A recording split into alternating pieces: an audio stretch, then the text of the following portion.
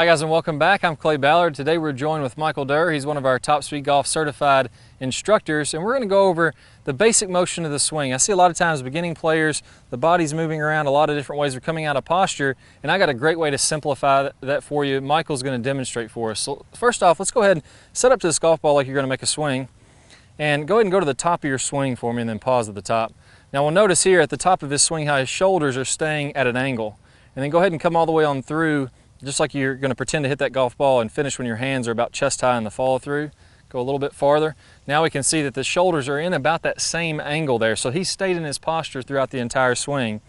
If we can build this in there, we can stay in that posture both in the backswing and the through swing. It's going to make things a lot simpler. So that's going to be the first piece of this drill. So let's go ahead and lay down the club. All I want you to do here is set up with your arms in front of your body, and then you can bring them to your sides like this. Now as you rotate to the top, go ahead and stay in your posture, and we're going to see how he's got that nice angle line. So it's lining up with the overall angle of his shoulders. Now go ahead and swing all the way through like you were doing when you released the club, a little bit short of that. They're right there. Now he's come all the way through the shot and stayed in his posture. So go ahead and do that 2 or 3 times, and they can see how he overall stays in that same swing plane back and through. That's going to simplify the swing, make it a lot easier to make contact on the golf ball. Now after this, go ahead and go on through to the finish position or the release position up here. As you go all the way on through, it's okay to stand on up. We're just talking about when your hands are about chest high as you come into the follow through. So the next piece we need to add to that would be the overall body rotation. Let's go ahead and just go back and through nice and easy. This time let's start out with the hands nice and square. So this would kind of be, if you can imagine, the back of the left hand, the palm of the right hand kind of symbolizes where the face would be of the golf club.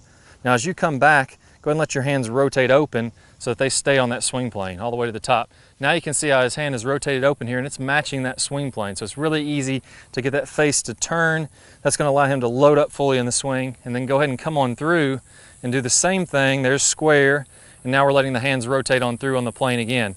So the hands are starting out square. In the backswing, they're rotating open. In the through swing, they're rotating closed. That's naturally going to happen in the golf swing. So go ahead and pick up your club again, and let's go to address. Now the hands are square. We have them just like they would be at address. Go ahead and go throughout the backswing.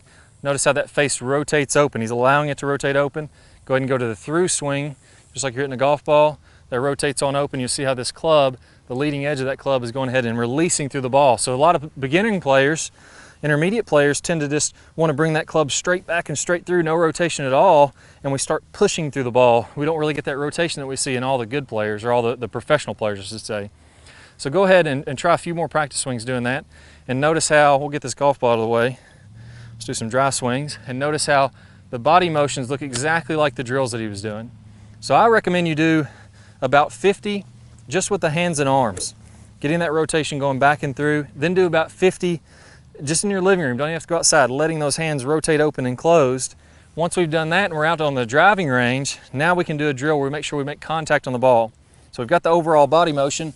Let's add a club to that and hit a golf ball. I'm going to tee up a golf ball, and then about 3 or 4 inches in front of this golf ball, this is where I'm going to tee up my golf ball. I'm going to place another tee. This is where I'm going to be focusing. With iron shots, we're always hitting down and through. So now I want you to get the same feeling you did in the drills. We're going to make contact with this ball, and then we're going to clip the second tee right out of the ground.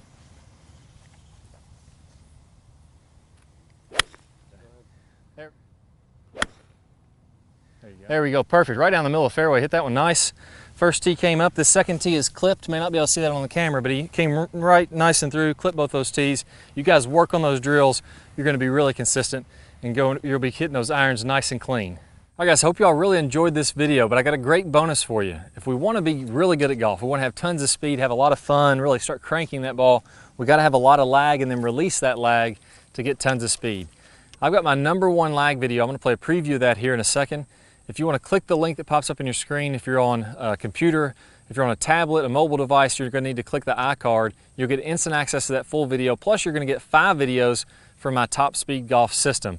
Good luck to you guys. Good luck with that lag. Go out there, crush the ball, have some fun. I'll see you in the lag video.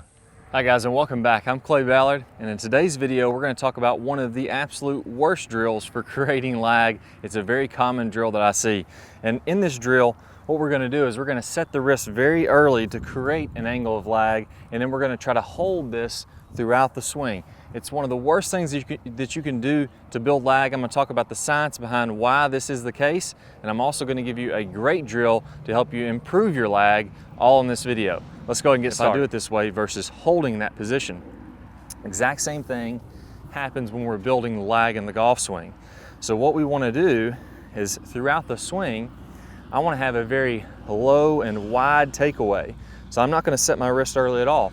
If you look at a lot of the top players, you look at Adam Scott, very wide takeaway, not very much wrist set at all. You look at Rory McIlroy, you look at Tiger Woods.